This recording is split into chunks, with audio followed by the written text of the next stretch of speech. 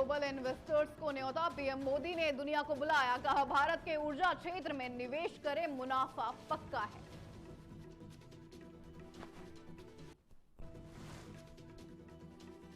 UGC नियमों पर इरार, समानता को बढ़ावा देने वाले नियम 2026 पर देशव्यापी विरोध, सड़कों पर उतरे प्रदर्शनकारी।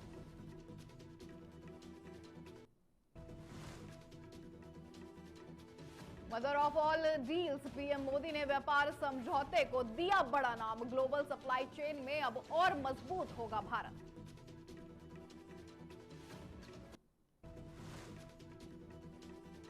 सुपौल के सरकारी स्कूल में शिक्षक ने लगाए जिन्ना जिंदाबाद के नारे, इलाके में भारी आक्रोश।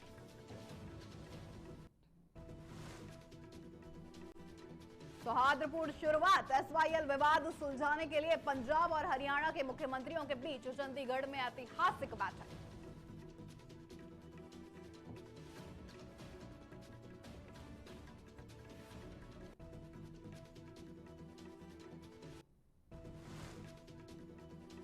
नमस्कार, आप देख रहे हैं न्यूज टीवी इंडिया। मैं हूं आपके साथ स्नेहा सिंह और शुरुआत करेंगे आज की बड़ी खबरों के साथ। सबसे पहले बता दें आपको, दिल्ली से बड़ी खबर आ रही है, जहां प्रधानमंत्री नरेंद्र मोदी ने इंडिया एनर्जी वीक के दौरान दुनिया भर के निवेशकों को भारत के ऊर्जा क्षेत्र में निवेश का न्योता दे दिया है। जहां पीएम ने घोषणा कर दी है कि भारत का लक्ष्य अन्वेषण यानी एक्सप्लोरेशन क्षेत्र को बढ़ाकर 10 लाख वर्ग किलोमीटर तक पहुंचाने का है। उन्होंने भरोसा भी दिलाया है कि पिछले सुझावों के आधार पर नियमों को सरल बनाया गया है, जिससे निवेश करने वाली कंपनियों का मुनाफा बढ़ना अब तय है। पीएम ने जोर देकर यह भी कहा कि भारत वर्तमान में रिफाइनिंग क्षमता में दुनिया में दूसरे स्थान पर है और बहुत जल्द नंबर 1 बनने की ओर अग्रसर है। भारत ऊर्जा के क्षेत्र में बढ़ती ये ताकत भारत को वैश्विक मंच पर एक नई पहचान दिला रही है। देखिए खास रिपोर्ट।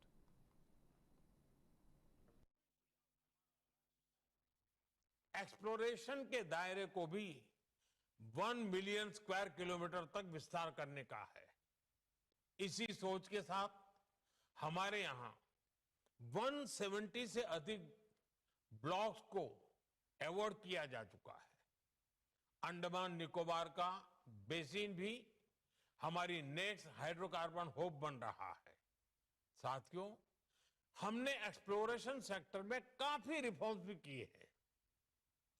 नो गो एरिया बहुत कम कर दिया गया है। इंडिया एनर्जी वीक के पिछले एडिशंस में आपको भी जो भी सुझाव थे, आपने जो कुछ भी कहा, उनके अनुसार हमने अपने एक्ट्स और रूल्स में भी बदलाव किए हैं।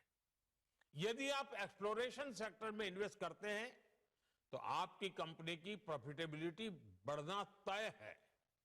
साथियों, भारत की एक और विशेषता है, जो है एनर्जी सेक्टर में इन्वेस्टमेंट को बहुत फायदेमंद बनाता है। हमारा लक्ष्य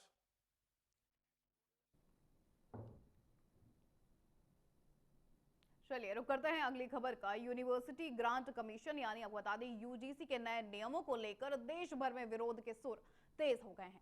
उच्च शिक्षण संस्थानों में आपको बता दें समानता को बढ़ावा देने के नियम 2026 को लेकर विवाद इतना बढ़ गया है कि लोग सड़कों पर लगातार उतर आए हैं और मामला अब सुप्रीम कोर्ट तक भी जा पहुंचा है। इस बीच सरकारी सूत्रों से बड़ी खबर आ रही है कि सरकार इन नियमों पर जल्द ही स्थिति साफ भी करेगी। सरकार का यह भी कहना है कि इन नियमों को लेकर भ्रम फैलाया जा रहा है और किसी भी कीमत पर इनका दुरुपयोग नहीं होने दिया जाएगा। साथ ही आपको बता दें, दिल्ली की सड़कों से लेकर सोशल मीडिया तक आज यूजीसी के नए नियमों के खिलाफ गुस्सा साफ देखने को मिल रहा है।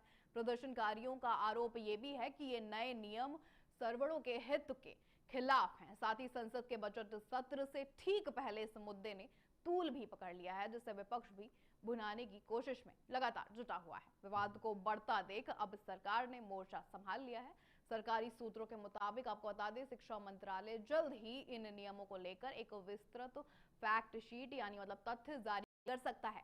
साथ ही सरकार का यह स्पष्ट कहना है कि इन नियमों का उद्देश्य किसी खास वर्ग को निशाना बनाना नहीं है, बल्कि कैंपस से सभी छात्रों, शिक्षकों और कर्मचारियों के लिए एक निष्पक्ष और सुरक्षित माहौल तैयार करना है। बता दें, बजट सत्र से पहले यूजीसी का यह विवाद सरकार के लिए बड़ी चुनौती बनता दिख रहा है। अब देखना यह होगा कि सरकार के स्पष्टीकरण के बाद प्रदर्शनकारी छात्र और संगठन शांत होते हैं या फिर नहीं।